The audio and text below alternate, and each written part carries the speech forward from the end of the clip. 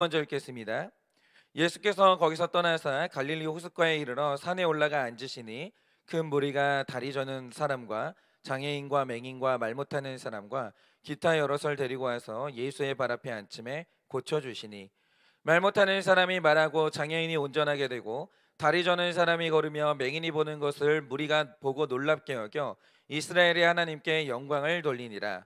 예수께서 제자들을 불러 이르시되 내가 무리를 불쌍히 여기노라. 그들이 나와 함께 있은지 이미 사흘임에 먹을 것이 없도다. 길에서 기진할까 하여 굶겨 보내지 못하겠노라. 제자들이 이르되 광야에 있어 우리가 어디에서 이런 무리가 배부를 만큼 떡을 얻으리이까. 예수께서 이르시되 너희에게 떡이 몇 개나 있느냐. 이르되 7개와 작은 생선 2어마리가 있나이다 하거늘. 예수께서 무리에게 명하사 땅에 앉게 하시고 떡 7개와 그 생선을 가지사 축사하시고 떼어 제자들에게 주시니 제자들이 무리에게 주매 다 배불리 먹고 남은 조각을 7광줄에 차게 거두었으며 먹은 자는 여자와 어린이 외에 4천 명이었더라. 다 같이 읽겠습니다.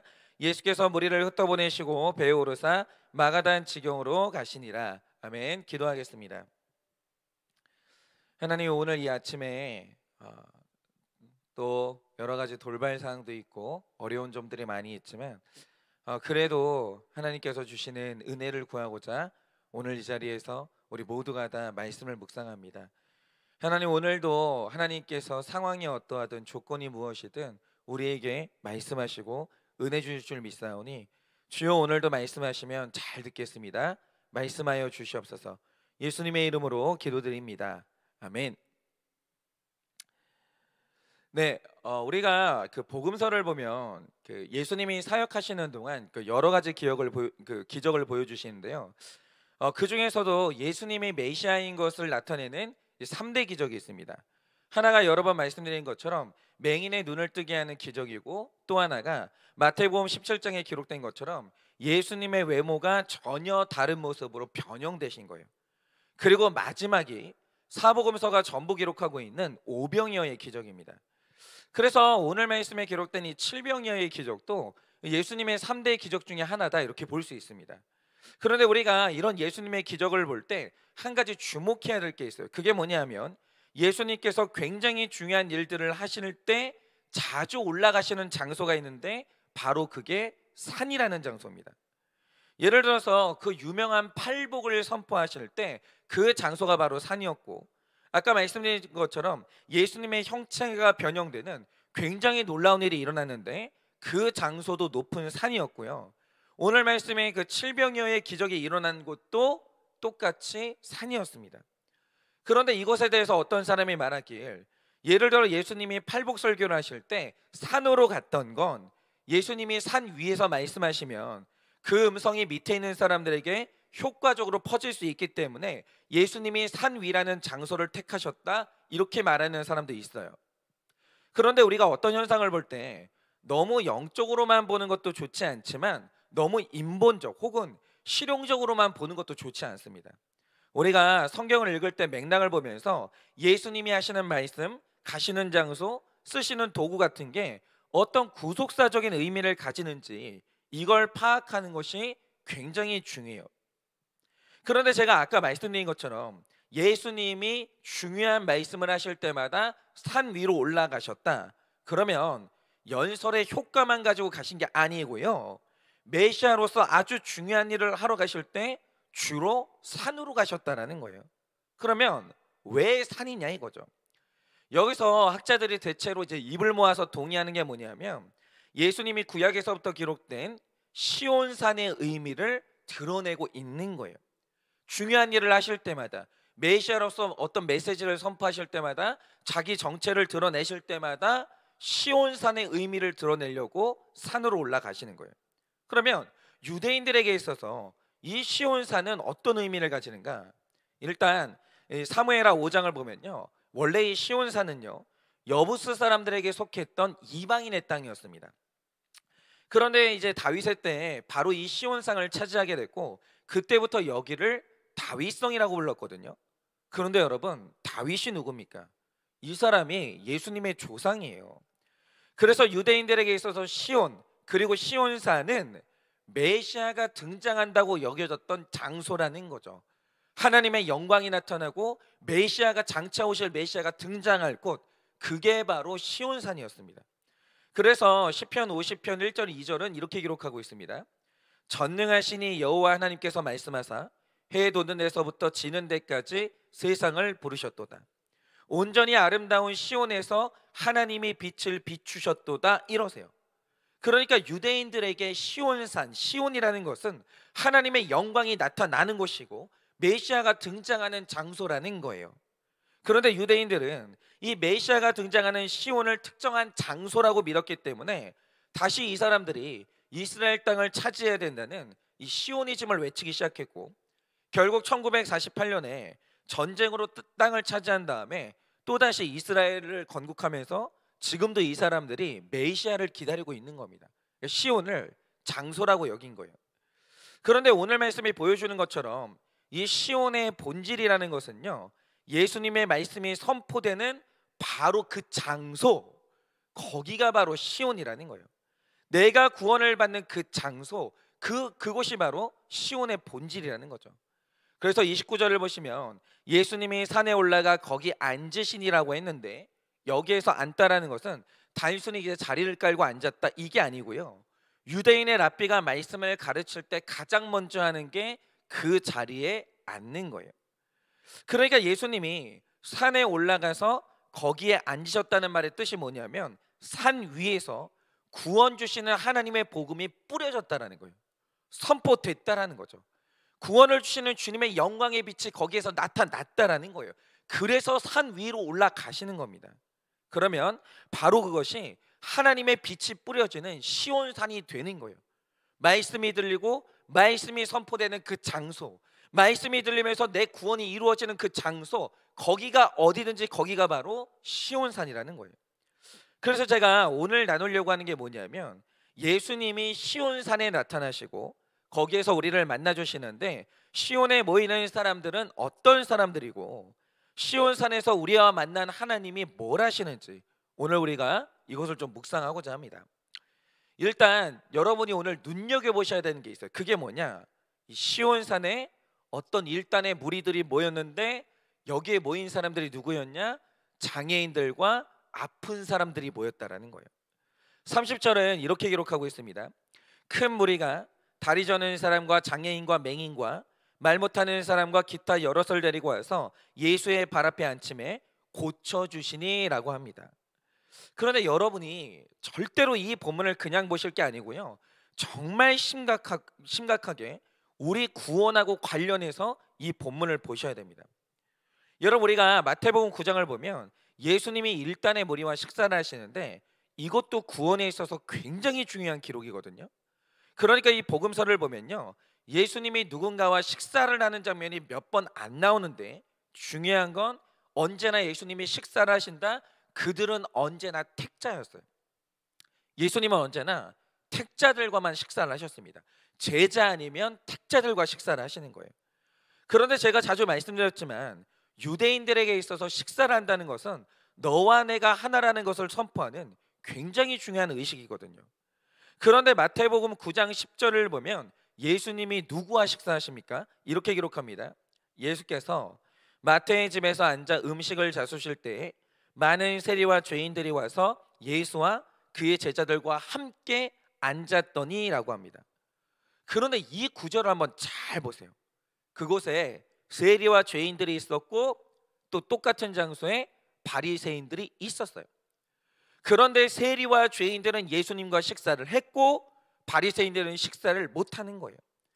그런데 중요한 건 바리새인은 죄인이 아니고 세리는 죄인입니까? 그게 아니에요. 여러분, 우리가 성경에서 보는 게 뭐냐면 바리새인도 죄인이고 세리도 죄인이에요. 그러면 예수님과 식사를 하는 사람과 못하는 사람의 차이가 뭡니까? 간단하죠. 전부 다 죄인이에요. 누구나 다 죄인인데, 내가 죄인인 걸 깨달은 사람, 내가 죄인인 걸 인정하는 사람은 여지없이 예수님하고 식사를 하는 거예요. 그런데 내가 죄인인 게 인정이 안 되는 바리새인들은요, 어떤 경우에도 예수님과 빵 한 조각도 나눌 수가 없는 겁니다. 여러분이 이 구속사의 진리를 반드시 깨달으셔야 되는 거예요. 그리고 9장 12절에서 예수님이 하신 말씀이 뭡니까? 건강하다고 하는 자에게는 의사가 쓸 데가 없고 병든 자에게만 의사가 쓸 데가 있느니라라고 하는 거예요. 근데 이 말씀을 잘 보세요. 이 세상에 병들지 않은 사람이 누가 있습니까? 인간은 누구나 다 병들어 있어요. 병이 없는 사람이 없어요. 인간은 누구나 다 죽어갑니다. 그런데 의사를 만나지 못하는 사람이 누구냐? 병이 있어도 내가 병이 있다고 인정이 안 되면 의원이 쓸 데가 없는 거예요. 만날 일이 없는 겁니다. 그런데 반면에 내가 병이 있다는 걸 인정하고 내가 병이 있다는 걸 오픈하면 그가 의사를 만날 수가 있는 거예요. 다 병 있어요. 중요한 건 뭐냐? 의사를 만나는 사람은 병을 인정하는 사람이 만나는 거예요. 자, 이런 관점에서 지금까지 우리가 묵상했던 이 복음서를 보자 이거죠. 여러분, 귀신 들린 사람이 누굽니까? 인간이 100% 죄인이기 때문에 귀신 들리지 않은 사람은 없는 거예요. 성경을 보니까 바리새인도 귀신 들렸었고 회당에서 말씀 듣고 있던 사람도 알고 보니까 귀신 들려 있었고 어제 말씀에 나오는 많이 배우고 남편 부자고 똑똑했던 헬라 여인도 알고 보니까 귀신 들려 있었어요.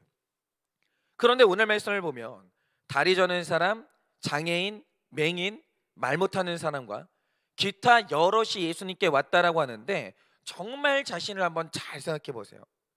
이 세상에 있는 사람을 분류하면 장애인이 있고 정상인이 있고 이렇게 분류가 됩니까? 아니죠. 여러분, 인간의 본질을 한번 꿰뚫어 보세요.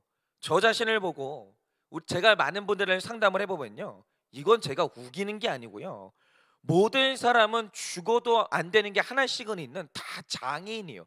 인간은요 장애가 있어요. 죽어도 안 되는 게 누구나 다 하나씩은 있습니다. 예를 들어서 이 징기스칸이라는 사람이 대영 제국에 이어서 두 번째로 넓은 영토를 차지한 사람인데 이런 정도의 리더십을 가진 사람이라면요, 일단 사람을 보는 통찰력은 있는 거예요. 그런데 징기스칸이라는 사람이 사람을 등용할 때 절대로 안 썼던 사람이 있거든요. 그게 누구냐? 지나치게 천재적이고 지나치게 탁월한 사람은 절대로 리더의 자리에 세우지 않았습니다. 그러면 왜 탁월한 사람은 리더가 될 수가 없는 것인가? 예를 들어서 이 나폴레옹 같은 경우에 누구나 인정하는 대로 이 사람이 굉장히 탁월한 사람이거든요. 그런데 이 사람이 나중에 굉장히 비참한 최후를 맞이합니다. 그럼 이유가 뭐냐? 결정적으로 1812년에 러시아를 침공했던 게 결정적인 패착이거든요. 그러면 그러니까 이런 거죠. 이 나폴레옹은요, 자기가 열정이 대단해요. 의욕이 넘쳤습니다. 이 사람이 기동력이 빨라요. 자기가 빠른 거예요. 그러니까 생각한 게 뭐냐면 내가 6월 달에 러시아를 침공하면 적어도 8월 달에는 전쟁을 끝낼 수 있다, 이렇게 본 거예요. 그러니까 자기는 할 수 있거든요. 내가 6월 달에 진군을 하면 빠르게 치고 들어가서 러시아를 8월 달쯤에는 나는 그 점령할 수 있겠는 거예요. 그러니까 내가 이 정도 할 수 있으니까 남도 이 정도는 할 수 있겠다, 이렇게 생각을 한 거예요. 그래서 부대를 끌고 이제 진군을 했는데 웬걸요, 부대가 행군을 하는데 나는 마음이 급해 죽겠거든요. 나는 빨리 달려가거든요. 그런데 부하들이 나를 따라오지를 못하는 거예요. 그래서 생각보다 행군이 늦어졌고요. 그래서 이제 8월에 끝내려고 했던 전쟁인데 그게 이제 불가능해집니다. 그리고 모스크바에 도착을 한 게 9월 14일이에요. 8월 달에 전쟁을 끝내려고 했는데 도착한 게 9월 14일이에요. 그런데 나폴레옹이 느리게 오는 동안 러시아가 가만히 있었겠습니까? 그들이 올 때를 대비해서 비장의 일격을 가했는데 그게 뭐냐? 이 사람들이 모스크바를 싹 비워버리는 거예요. 그리고 나폴레옹의 군대를 모스크바 안에 완전히 고립시켜 버렸습니다. 그러면 일어나는 일이 뭐냐? 여러분, 러시아의 가장 무서운 무기가 겨울이거든요. 러시아는 10월부터 겨울이 시작되는데 당시에 10월 24일 온도가 17점, 영하 17.7도였어요. 영하 17.7도. 그런데 나폴레옹의 군대는 8월 달에 전쟁을 끝낼 예정이었기 때문에 그 당시에 겨울 옷을 입고 온 사람이 아무도 없었습니다. 그러니까 어떻게 됐겠어요? 여러분, 모스크바에 갇혔던 군대가 얼어 죽기 시작하는데 처음에 여기로 진군한 사람들이 60만 명이거든요. 이 중에 살아남은 사람이 1600명밖에 안 됐습니다. 싹 다 죽었습니다. 싹 다. 이게 뭐냐 하면 너무 탁월한 건 좋아요. 좋은데 너무 탁월한 사람들에게는 심각한 장애가 있어요. 죽어도 안 되는 게 있어요. 그게 뭐냐? 다른 사람들의 연약함이 죽어도 이해가 안 되는 거예요. 죽어도. 그래서 나도 모르게 잔인해지는 거예요. 예를 들어서 수학을 진짜 잘하는 사람은요, 가르치는 게 안 돼요. 왜요? 수학을 못하는 사람의 심정을 알지를 못하는 거예요. 가르칠 수가 없는 거죠. 그래서 이 진짜 천재 곁에는 사람이 별로 없고요. 그 다음에 천재 중에 단명하는 사람이 많은 거예요. 물론 천재가 세상을 바꾸기도 합니다. 그런데 제가 말씀드린 게 뭐냐? 우리 중에 장애가 없는 사람은 아무도 없다는 거예요. 아무도 없어요. 전부 다 안 되는 게 하나씩은 있는 거예요. 그러니까 천재이고 이게 탁월하기 때문에 죽어도 안 되는 게 있는 거죠. 그런데 모두가 다 장애인인데 오늘 시온산에서 예수님을 만나는 사람이 누굽니까? 자기는 아무 문제 없고 정상이라고 하는 사람 중에, 나는 귀신 들리지 않았다라고 하는 사람 중에 오늘 이 산에서 예수님을 만난 사람은 아무도 없었어요. 아무도. 여러분 오늘 이 말씀을 보세요. 여러분 이 말씀에 정상적인 사람이 아무도 없어요. 전부 다 아픈 사람들이 오는 거예요. 그런데 오늘 말씀을 보니까 누가 예수님을 만납니까? 다 장애인이고 다 아픈 사람인데, 내가 다리 저는 사람이 맞고, 내가 장애인이고 내가 맹인이고 말 못하는 사람인 걸 인정하는 사람, 그걸 아는 사람들이 시온산에서 예수님을 만나는 거예요. 여러분 예수님은요, 아픈 사람을 만나 주시는 게 아니에요. 자기가 아프다는 걸 아는 사람을 만나 주시는 거예요. 여러분 예수님은요, 귀신 들린 사람을 만나 주시는 게 아닙니다. 내가 귀신 들렸다는 걸 아는 사람을 만나 주시는 거예요. 귀신 들렸어도 아파도 장애가 있어도 내가 그걸 모르고 내가 그걸 인정하지 않으면 그 누구도 예수님을 만날 수가 없는 거예요. 그런데 이렇게 인정하는 사람들, 내가 장애가 있다는 걸 인정하는 사람들이 예수님을 만나면 일어나는 일이 뭡니까? 이제 어제 저한테 그런 일이 있었는데, 제가 어제 이제 설교 말미에 말씀드리길, 제가 이제 일신상의 이유로 내일은 설교를 못 할 수도 있다 이렇게 이제 말씀을 드렸거든요.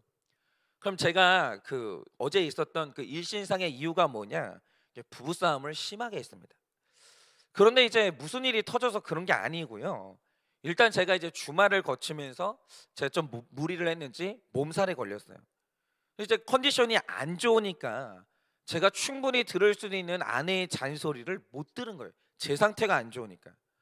그래서 사실 어제는 부부싸움이라기보다 제가 일방적으로 쏟아냈는데, 그래서 어제 아침에는 이제 제가 겨우겨우 감정을 억누르고 뭐 어떻게 설교는 했어요. 뭐 몇몇 분들은 이게 뭐 기분이 안 좋은 걸 느꼈다라고 뭐 그런 말씀은 하시는데, 어쨌든 내가 이제 참고 설교를 하긴 했습니다. 그런데 설교가 끝난 다음에도 혈기가 가라앉지가 않는 거예요.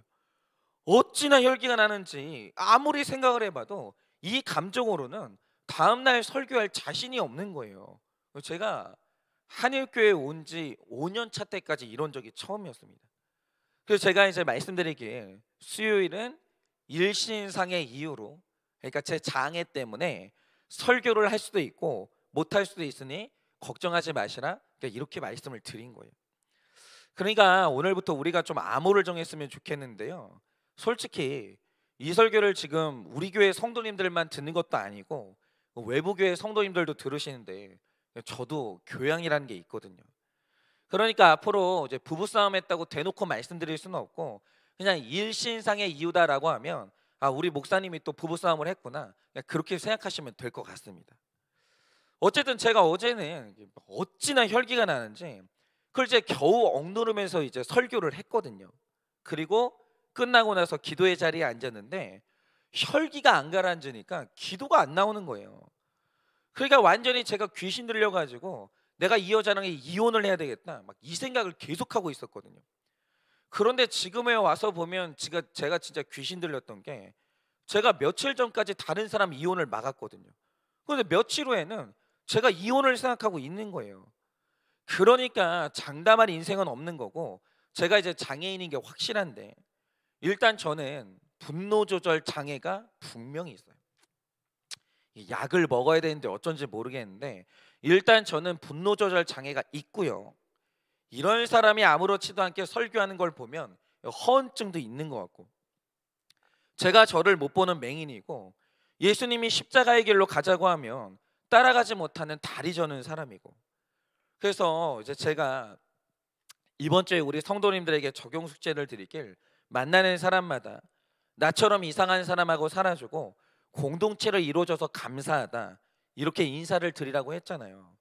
근데 제가 어제 이제 그 경험을 하면서 그 인사를 또 드려야 될 것 같아요. 저처럼 장애가 있고 너무 성격이 이상하고 이 귀신 들린 목사와 함께 해주시는 성도님들께 정말 너무 황송한 마음으로 감사를 드립니다. 그런데 제가 이제 그냥 드리는 감사가 아니고요, 정말 정말 감사를 드려요. 어쨌든 제가 어제는 있는 열기 없는 열기를 다 내면서 뭐 이혼을 생각하면서 씩씩거리고 있었는데, 정말 다행인 건요, 제가 있는 곳이 예수님이 계시는 시온산이었어요. 제가 다른 곳에 서 있었으면 제가 어떻게 됐겠습니까? 그런데 다행히도 제가 있는 곳이 예수님이 계시는 시온산이었어요. 그래서 제가 혈기에 가득 차 있던 그때 예수님이 저를 만나 주셨는데요, 제가 어제 아침에 실제로 그런 경험을 했습니다. 제가 기도도 못하고 혈기 때문에 막 씩씩거리고 있었는데 예수님이 저를 찾아와 주셨어요. 그리고 저에게 말씀을 주셨거든요. 근데 예수님이 저에게 해주신 말씀이 뭔지 아십니까? 가장 첫 말씀에 이렇게 말씀하시는 거예요. 야, 이 개 같은 놈아, 이러시더라고요. 근데 여러분, 이게 욕이 아닙니다. 우리가 어제 묵상했던 말씀에서 예수님이 교만한 헬라 엄마를 얼마나 사랑하셨는지 귀한 책망을 주셨는데, 예수님이 그 헬라 여인에게 하신 말씀이 뭡니까? 너는 개 같은 사람이고 개 같은 엄마라고. 성경에 그렇게 나와 있잖아요. 예수님이 그 말씀을 하셨어요. 그런데 예수님께서 어제 아침에 딱 어제 본문 말씀 그 자체로 저를 찾아와 주신 거예요. 그러니까 제가 혈기로 너무 힘들어하는데 이런 저에게 예수님이 사랑의 음성으로 찾아와 주셨는데, 야, 이 개 같은 놈아, 이러시더라고요. 진짜 깜짝 놀랐습니다. 그러면서 예수님이 폭풍 같은 양욕을 하셨는데 저한테 그러시는 거예요. 아니, 네가 개 같은 놈이라 말을 못 알아들으니까 네 아내가 센 말로 잔소리를 했는데 그게 뭐가 잘못이냐고.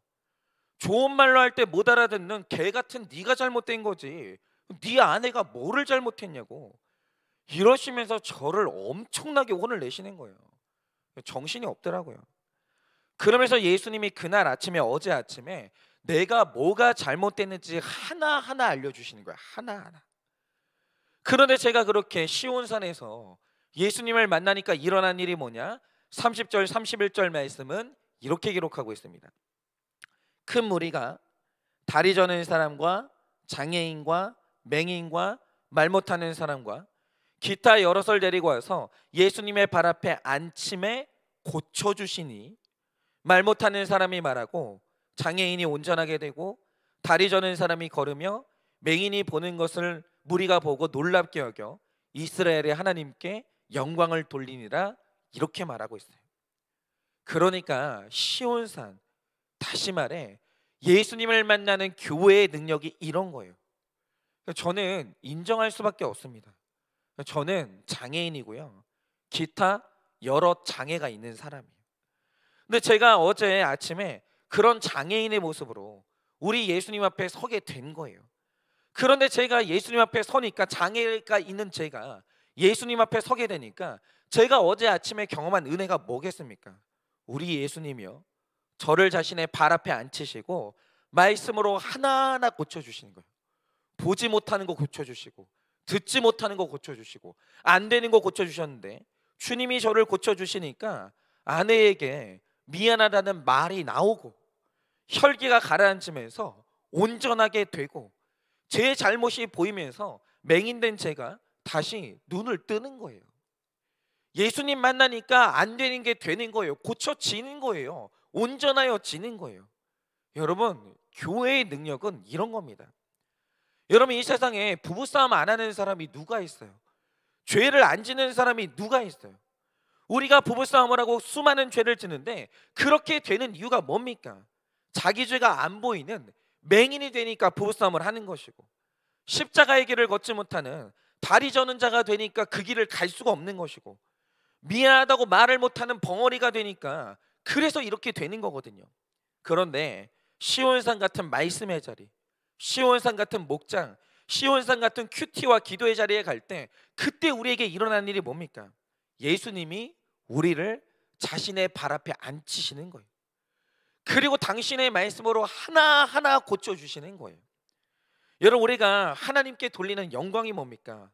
내가 그렇게 말씀으로 내 아픈 것을 깨닫고 주님이 고쳐주셔서 내가 온전함을 입고 나을 때 그때 하나님께 영광이 되는 거예요.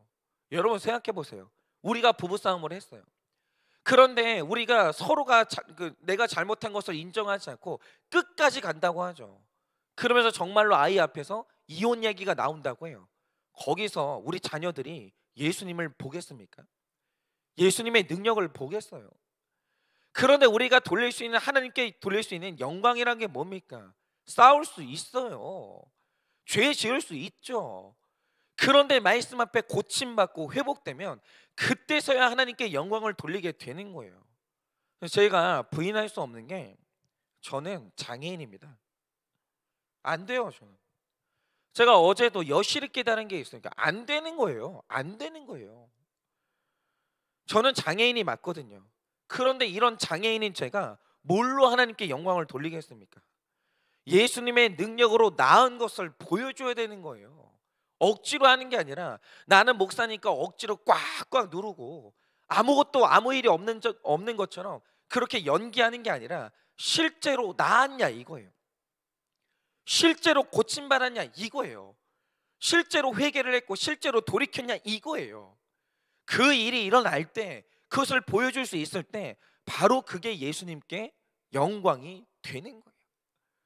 그런데 아무리 예수님을 믿어도 미운 마음이 고쳐지지를 않고 고집도 꺾이질 않고, 누구 하나 부부간데 누구 한 명도 먼저 미안하다고 말할 수가 없고 끝까지 가고, 여러분 그때 하나님의 영광이 보일 수가 없는 거예요.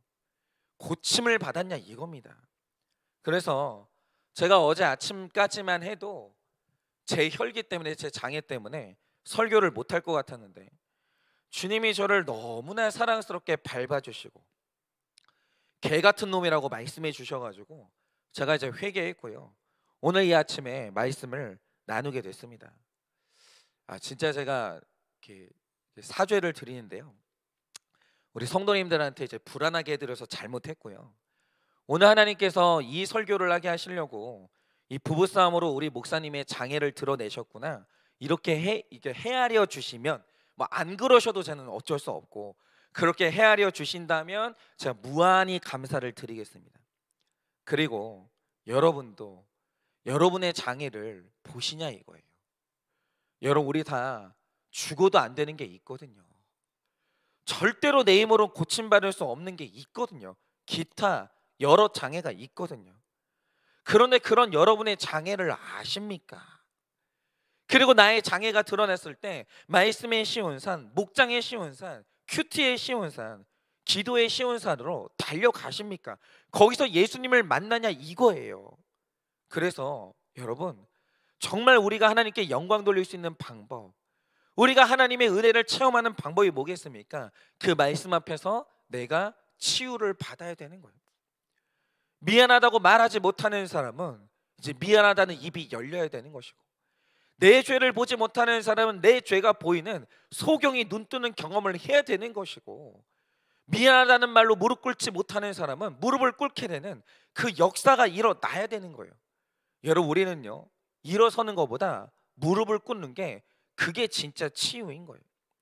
그렇게 우리 모두가 다 나의 장애가 발견이 됐을 때 말씀의 시온산, 목장의 시온산, 큐티의 시온산, 기도의 시온산으로 다 달려가서 예수님 앞에 치유를 경험하시기를 예수님의 이름으로 축원을 드립니다.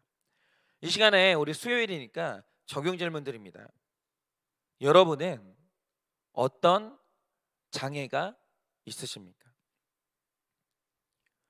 여러분은 어떤 장애가 있으십니까?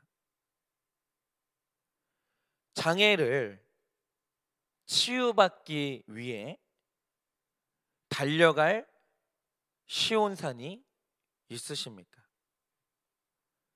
장애를 치유받기 위해 달려갈 시온산이 있으십니까?